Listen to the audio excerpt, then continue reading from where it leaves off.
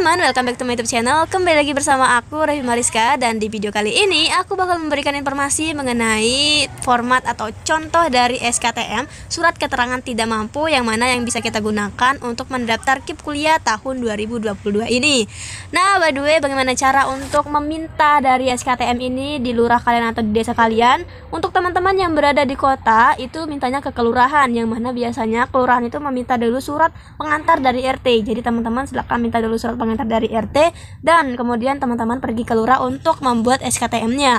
Tapi jika teman-teman berada di desa, teman-teman silakan datang aja ke kepala desa untuk membuat surat keterangan tidak mampu ini. Jadi jangan lupa untuk membuatnya untuk kepentingan pendaftaran KIP kuliah tahun 2022 ini. Dan bagi teman-teman yang sudah memiliki SKTM, misal teman-teman sudah bikin 1 tahun yang lalu atau beberapa bulan yang lalu, perlu teman-teman ketahui bahwa masa berlaku SKTM adalah selama 3 bulan. Jadi jika teman-teman udah ada SKTM yang mana pembuatannya itu 1 tahun yang lalu, teman-teman perlu membuat lagi SKTM yang baru untuk keperluan KIP kuliah tahun 2022 ini. Jadi langsung aja bagaimana contoh SKTM untuk pendaftaran KIP kuliah. Nah, di sini teman-teman bisa lihat bahwa ada yang namanya kop suratnya, biasalah ya gitu. BTW ini bukan dari soft copy ya, tapi ini merupakan yang udah aku foto, kemudian aku scan di sini. Nah, bagi teman-teman untuk mendaftar LTMPT ataupun KIP kuliah itu sebaiknya di scan seperti ini ya teman-teman, agar kelihatannya tuh jelas, jangan hanya dipoto saja. Dan jika teman-teman ingin scannya melalui HP itu juga bisa, dan kualitasnya akan seperti ini, sama saja seperti scan gitu ya. Nanti akan aku sharing bagaimana caranya. Oke, kita fokus ke sini dulu. Nah, di sini ada yang namanya judul suratnya. Di sini surat keterangan saja dibuat. Sebaiknya teman-teman minta surat keterangan tidak mampu gitu ya. Tapi nggak apa-apa, bukan berarti ini salah ya teman-teman. Karena di bagian bawah itu sudah ada keterangan yang menyatakan bahwa kita ini keluarga yang tidak mampu, seperti itu. Kemudian di sini ada orang yang bertanda tangan. Ada pejabat daripada kelurahan atau kepala desanya. Dan jabatannya apa? Kemudian di sini harus ada nama teman-teman. Dengan ini menerangkan bahwa nama teman-teman, tempat tanggal lahir, jenis kelamin, kebangsaan, yang pasti Indonesia ya, kebangsaan ini nggak apa-apa, nggak ada, agama Islam, pekerjaan, pelajar, kemudian alamat rumah, ini wajib alamat rumah. Kemudian di bagian bawah ini ada keterangannya bagaimana.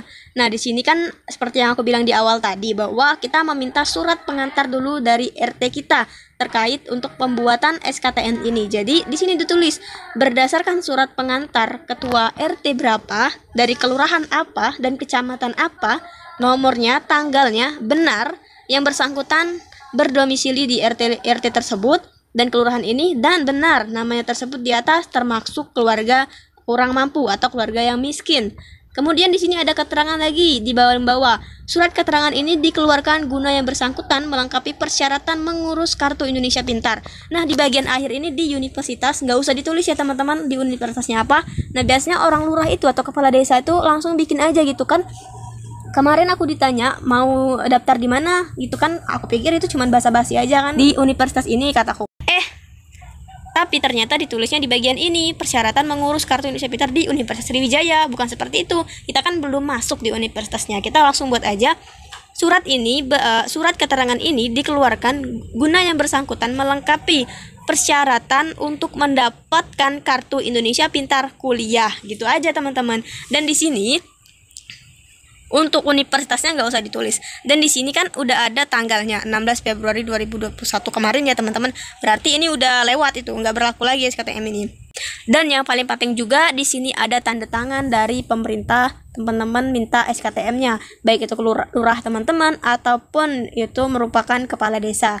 Jadi seperti itu, jangan sampai salah dan jangan sampai teman-teman nggak buat SKTM ketika teman-teman tidak memiliki KIP pelajar ataupun KKS ya teman-teman. By the way Kak, bagaimana jika kita udah punya KKS sama KIP, apakah perlu masih meminta SKTM? Jawabannya adalah tidak.